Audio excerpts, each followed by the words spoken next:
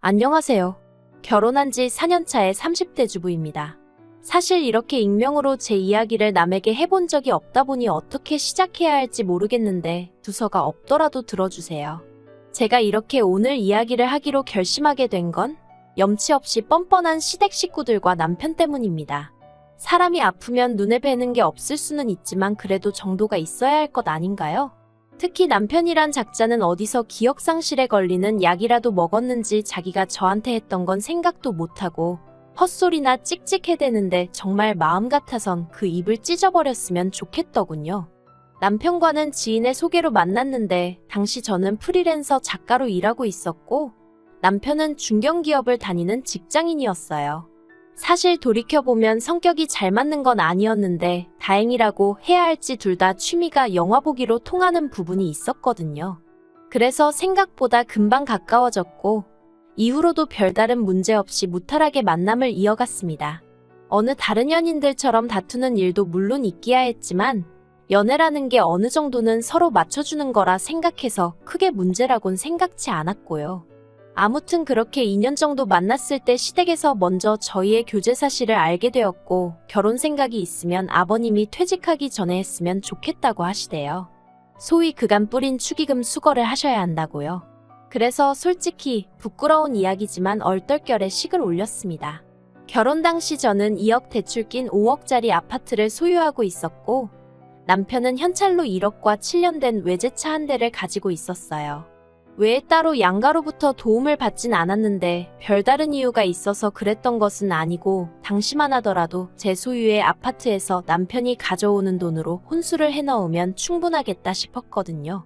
그리고 월급은 저나 남편이나 한 달에 400 중반으로 비슷했습니다.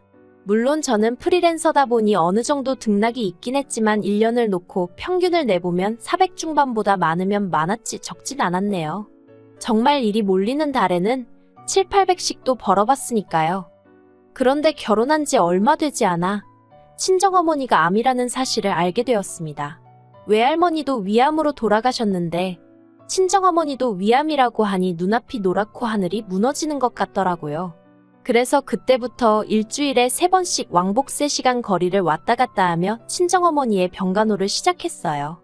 물론 혼자 한 것은 아니고 친정아버지도 계셨고 간병인도 고용했지만요. 그리고 이제 와서 말이지만 사실 친정어머니를 서울 제 집으로 모셔오려고 했는데 남편에게 살짝 운을 띄우니 그건 자기가 너무 불편하다고 난색을 표하더라고요. 그래서 그때 말은 안 했지만 남편에게 무척 서운했어요. 저는 그때만 하더라도 시부모님도 부모님이라고 생각하고 한 달에 용돈도 50만 원씩 드리고 특히 어머님은 평소에 딸 있는 친구분들을 무척 부러워하시길래 제가 딸처럼 어머님을 모시고 쇼핑도 가고 스파도 다니고 나름대로 잘해보려고 노력하던 때였으니까요. 하지만 뭐 남편이 저한테 그렇게 하라고 언제 시킨 것도 아니고 제가 좋아서 했던 일이니 그걸 따지고 들긴 좀 그렇더라고요. 그래서 그래, 앞으로 나도 남편이 우리 친정부모님께 하는 만큼만 시댁에 하자 그렇게 생각하게 되었습니다. 그런데 남편의 실망스러운 태도는 그뿐만이 아니었습니다. 남편은 친정어머니에게 들어가는 돈 가지고도 이러쿵저러쿵 말이 많았거든요. 사실 병간호를 위해 내려갈 때면 저는 반찬을 직접 해가기도 하고 그게 여의치 않으면 몸에 좋다 하는 음식을 사가기도 하고 또 꼭 제가 내려가지 않는 날이더라도 이것저것 챙겨 보내드리기도 했어요. 그런데 남편이 저더러 매번 교통비에 이것저것 돈이 얼마냐면서 적금은 하고 있는 거냐 어쩌냐 별걸 다 신경 쓰더군요. 참고로 저희는 애시당초벌이가 비슷하다 보니 서로 매달 200만 원씩 생활비조로 내놓는 거 외에는 일절 터치하지 않기로 하고 결혼을 했었고 친정에 들어가는 돈은 전부 제 주머니에서 나오는 제 돈이었습니다. 그런데 언젠가부터 남편이 이달엔 얼마 벌었냐, 요새는 계약이 얼마나 들어오냐며 제 돈에 관심을 보이기 시작하더니 아예 대놓고 간섭을 하려드니까 어처구니가 없었지요. 그래서 내가 당신에게 돈 1,000원 보태달라고 한 것도 아니니 관심 끄라 했습니다. 솔직히 저라고 처음부터 남편에게 말을 그렇게 냉랭하게 했던 것은 아니에요. 제가 그렇게 된 데에는 다 이유가 있었습니다. 처음 친정어머니가 암 판정을 받았을 때 제가 당시 남편에게 부탁한 게 한 가지 있었는데 그건 바로 한 달에 한두 번이라도 저와 같이 친정어머니를 만나러 가줬으면 한 것이었어요.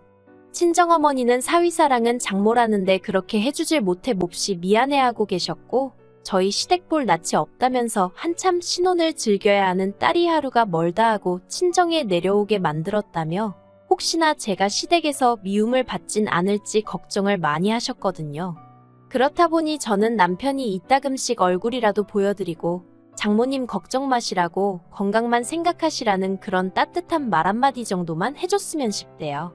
하지만 남편의 반응은 냉정하기 짝이 없었습니다.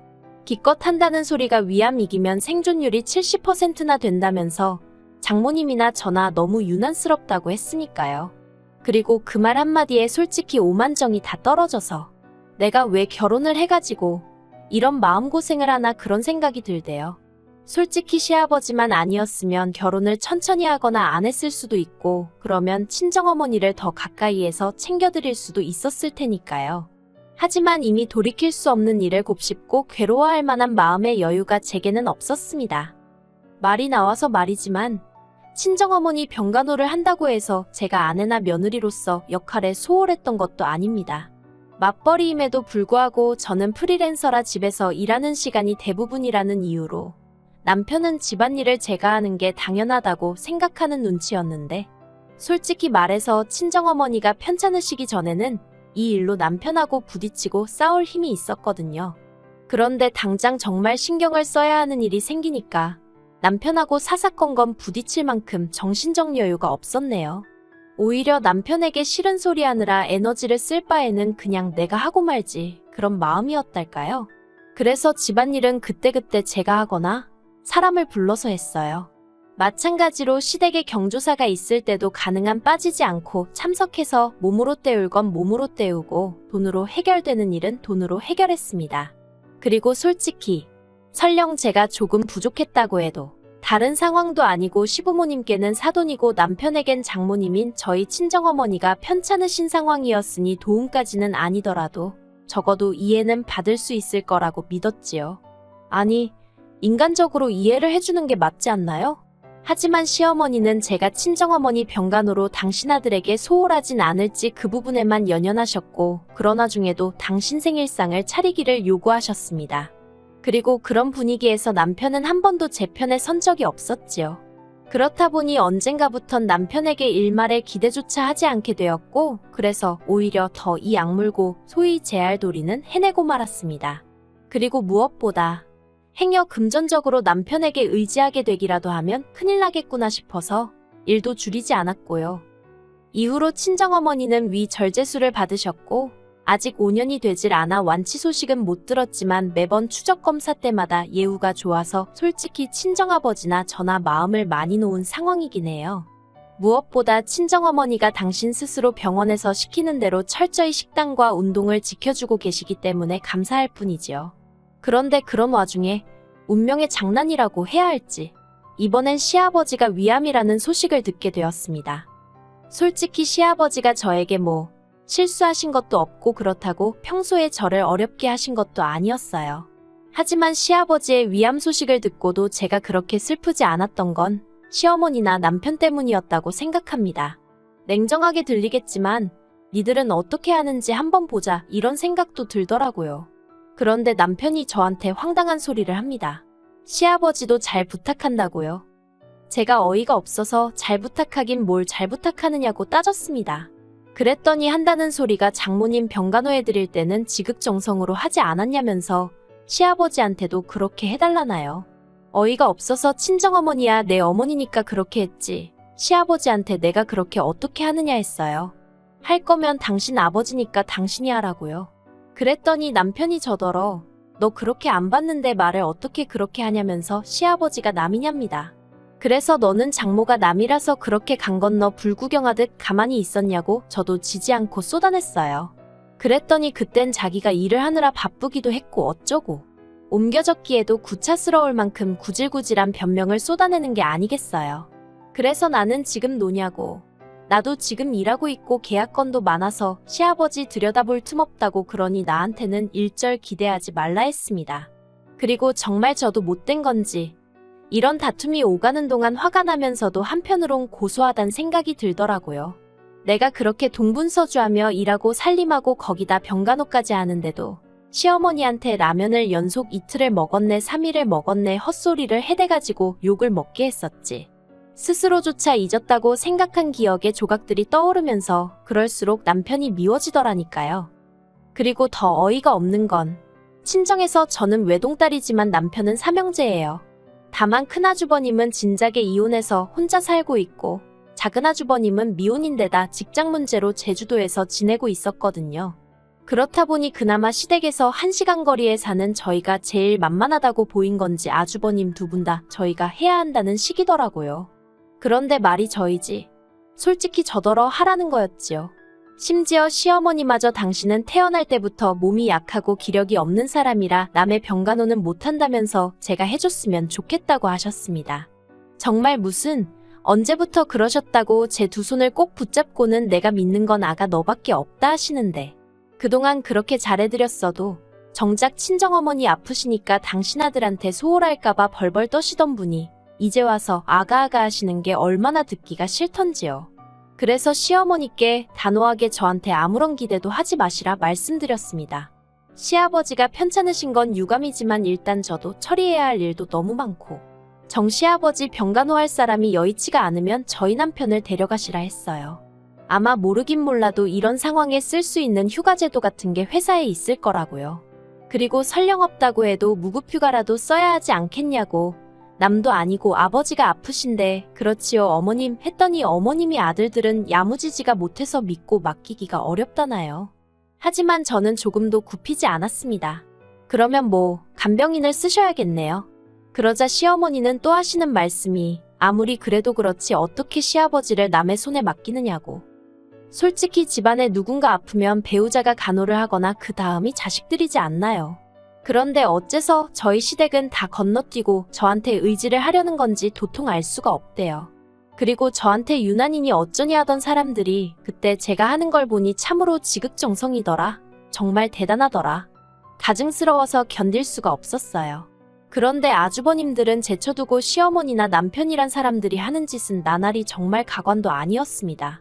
일단 시어머니는 하루가 멀다 하고 앓는 소리 죽는 소리를 하시면서 전화를 해오셔서는 머리가 아프고 손목이 어떻고 시아버지가 저만 찾는다는 거짓말을 늘어놓으셨지요.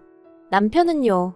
자기가 밥을 안 먹으면 제가 뭐 크게 놀라기라도 할 줄 알았나 봐요. 식탁 위에 밥을 차려주는데도 본체만 채하곤 컵라면에 물 받아서 안방으로 향하는 거예요. 어이가 없어서 컵라면을 왜 안방에서 먹냐고. 먹을 거면 창고방에 가서 먹으라고 소리를 질렀습니다. 참고로 집이 아무래도 제 명이고 솔직히 남편은 말이 좋아 1억이지 그 1억을 다 혼수에 쓴 것도 아니다 보니 집에 관해서는 제 목소리가 더 컸어요. 그러니까 뭐 안 먹네 어쩌네 난리를 치길래 먹지 말라고 또 소리를 질러버렸지요. 그리고는 이튿날부턴 아예 저녁을 안 차려주기 시작했더니 며칠 지나니까 지가 냉장고에서 이것저것 꺼내 먹더라고요. 웃기지도 않아서. 하지만 저를 정말 기함하게 한 건 남편과 크게 다투고 얼마 지나지 않아 있었던 일이었습니다. 아주버님 두 분은 막말로 시아버지가 어떻게 되든 말든 관심도 없는 건지 가타부타 말도 없고 오로지 시어머니하고 남편만 안달복달 난리가 난 상황이었거든요. 그리고 알고 보니 남편 회사는 가족을 위해서 그렇게 쓸 수 있는 휴가도 없고 무급휴가도 안 된다대요. 그렇다 보니 이건 뭐 빼도 박도 못하고 시어머니가 병간호를 하셔야 하는 상황이 된 거예요. 그리고 남편은 이런 이야기를 저에게 전하면서 이제 정말 도와줘야 하지 않겠냐고 언제까지 화풀이를 할 거냐면서 저를 또 자극했습니다. 화풀이라. 솔직히 말해서 친정어머니의 예우가 좋았으니 다행이지 돌아가시기라도 했다면 저는 평생 남편을 용서하지 못했을 거예요. 이렇게 남편하고 살고 있지도 않았겠지요. 그런데 남편은 어쨌든 장모님은 이제 멀쩡하시지 않냐 그리고 그때는 나도 뭐 사정이 있었다는 말 같지도 않은 소리를 하면서 저더러 서운했다면 자기가 미안하답니다. 그런데 세상 일이라는 게 미안하단 말 한마디로 해결이 되는 일이 있고 아닌 일이 있잖아요. 저에게 친정어머니에 관한 일은 후자였습니다. 남편이 아무리 저에게 미안하다고 해도 그 응어리가 풀어질 것 같지 않았어요. 그런데 지나가는 말처럼 몇 번 그것도 솔직히 그 음흉한 속내를 제가 아는데 이제 그만 화풀이를 하라니 제가 화가 더 나면 더 났지 풀어질 리가 없었지요. 그랬더니 남편이 급기야는 저더러 그럼 간병인 쓰게 돈이라도 달래요. 어이가 없어서 당신 그동안 번 돈은 뭐 했는데 나한테 돈까지 내놓으라고 그러냐고 물었습니다. 그랬더니 저더러 자기 돈이 있고 없고를 떠나서 저더러 그럼 며느리 도리는 아예 안 하겠다는 거냐고 오히려 화를 내는 게 아니겠어요. 그리고 저도 더는 참을 수가 없어서 너는 그 잘난 사위 노릇했냐니까. 이미 지나간 일로 시비 좀 그만 걸라나요? 지금은 일단 아프신 시아버지한테 집중을 하자면서 시아버지만 괜찮아지시면 그때 다시 이야기하자고요. 말 같지도 않아서 제가 나랑 이렇게 힘겨루기 하는 사이에 차라리 내려가서 아들 노릇이나 하라고 했습니다. 그러다 시아버지 돌아가시고 후회하지 말라고요. 그런데 웃긴 건 그러면서도 남편은 곧 죽어도 안 내려가대요. 시어머니는 시어머니대로 시아버지가 위암 3기라며 돈은 돈대로 쓰고 낫지도 못하면 어떡하느냐고 간병인도 안 쓰시고 계시고요. 솔직히 시아버지만 놓고 보자면 참 안 됐다 싶어요.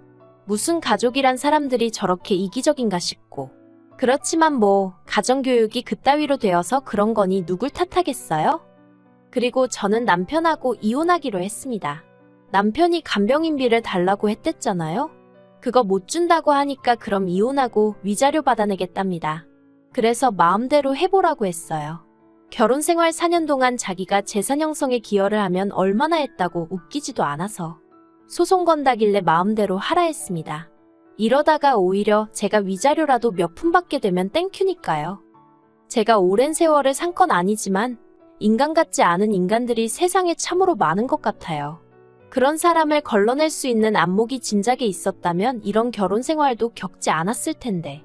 그 점이 참으로 아쉬울 뿐입니다. 하지만 인생은 배움의 연속 아니겠어요? 이렇게 또 삶의 지혜라고 할지 교훈을 하나 배운다 생각해야겠지요. 참, 남편은 집에서 나갔고요. 혼수 가지고 와도 유세를 떨길래 다들고 꺼지라고 용달차 불러줬네요. 그거 어디 넣을 집이나 있는지는 모르겠지만 뭐 정 안 되면 아버님 병실에라도 우겨 넣던지 알아서 하겠지요 뭐.